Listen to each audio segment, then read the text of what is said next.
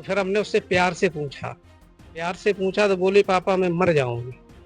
ये लोग ऐसे ऐसे कर रहे हैं। सारी नहीं है, जीशान है, आर्यन है, ये सारे लड़के मुस्लिम लड़के हैं सब। इन लोगों ने धर्म परिवर्तन के लिए उसके ऊपर दबाव कहा होगा उससे कि गोवा चलेंगे, वहाँ पे धर्म परिवर्तन करा के और आपको वहीं रखेंगे। मम्मी पापा तुम्हें पीटते हैं तो यहाँ मत रहो, उनके साथ मत रहो। क्या डांस सिखाने के बहाने रची जा रही थी एक बड़ी साजिश? क्या 13 साल की एक नाबालिग को अपने जाल में फंसाकर उस पर धर्म परिवर्तन का दबाव बनाया जा रहा था? और क्या उसे देश से बाहर ले जाने की भी तैयारी थी? इटावा से सामने आए इस मामले ने कई बड़े सवाल खड़े कर दिए हैं। पीड़ित पक्ष की शिकायत पर पुलिस ने 5 लोगों के खिलाफ 11 गंभीर धाराओं में मुकदमा दर्ज कर सभी को हिरासत में ले लिया है। आरोप है कि 13 साल की एक नाबालिग हिंदू लड़की पर धर्म परिवर्तन का दबाव बनाया गया। दावा किया गया कि डांस सिखाने के बहाने संपर्क बढ़ाया गया और फिर उसे गोवा और कतर ले जाने जैसे संदेश भेजे गए। इटावा कोतवाली क्षेत्र में दर्ज इस मामले के अनुसार पीड़िता के पिता ने पुलिस को दी गई तहरीर में आरोप लगाया है कि उनकी 13 वर्षीय बेटी डांस सीखने जाया करती थी। इसी दौरान उसकी मुलाकात एक मुस्लिम महिला से हुई जिसने कथित रूप से कुछ अन्य लोगों से उसका संपर्क करवाया।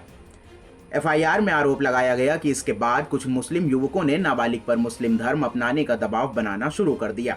इतना ही नहीं, उसके मोबाइल फोन पर ऐसे संदेश भी भेजे गए जिसमें उसे गोवा और कतर ले जाने तथा धर्म परिवर्तन कराने जैसी बातें कही गईं। इन संदेशों के सामने आने के बाद परिवार ने पूरे मामले की शिकायत पुलिस से की है। कहा होगा उससे कि गोवा चलेंगे, वहाँ पे धर्म परिवर्तन करा के और आपको वहीं रखेंगे। मम्मी पापा तुम्हें पीटते हैं तो यहाँ मत रहो, उनके साथ मत रहो।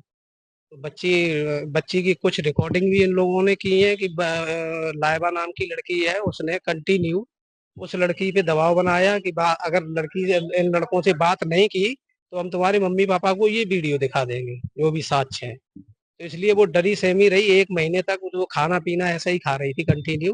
तो हमने उससे पूछा भी कई बार कि भाई क्या बात है। मम्मी से भी मैंने पूछा, बोला हमने तो कुछ कहा नहीं। तो फिर हमने उससे प्यार से पूछा तो बोली पापा मैं मर जाऊंगी। ये लोग ऐसे ऐसे कर रहे हैं। मैं था मैनपुरी, शनिवार को गया था, मंदिर जाता हूँ। अंशु यादव का फोन आया कि आप रात के 9 बजे कि आप घर आ जाइए, नहीं मैं तुम्हारी बच्चियों का जिम्मेदार नहीं हूँ। मैंने कहा ऐसी क्या बात हो गई जो बच्चियों ने क्या कर दिया, ये बताइए हमको। तो बोले वो मैं नहीं जानता हूँ, आपको अभी आना होगा। तो मैंने कहा रात के 9 साढ़े 9 बज रहे हैं, मैं अभी नहीं आ पाऊंगा, सोमवार को आ जाऊंगा। तो मैं जब घर आया तो इन्होंने ऊपर बुला के सारी चीजें दिखाई। तो मुझे वीडियो में उन्होंने जो वीडियो दिखाए उसमें कुछ कटिंग भी थी मेन लोगों की। तो उसमें हमें कोई ऐसा साक्ष्य बच्ची के प्रति लगा नहीं। इसलिए हम फिर थाने आया, भैया से मिला।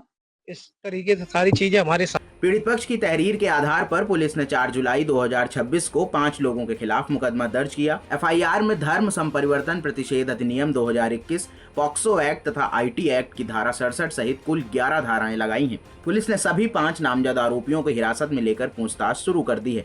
फिलहाल पुलिस पूरे घटनाक्रम की जाँच कर रही है और इलेक्ट्रॉनिक साक्ष्यों सहित अन्य पहलुओं की भी पड़ताल की जा रही है। हालांकि इस मामले में यह स्पष्ट करना भी बेहद जरूरी है कि एफआईआर में दर्ज बातें आरोप हैं, जिनकी पुष्टि पुलिस जांच के बाद ही होगी।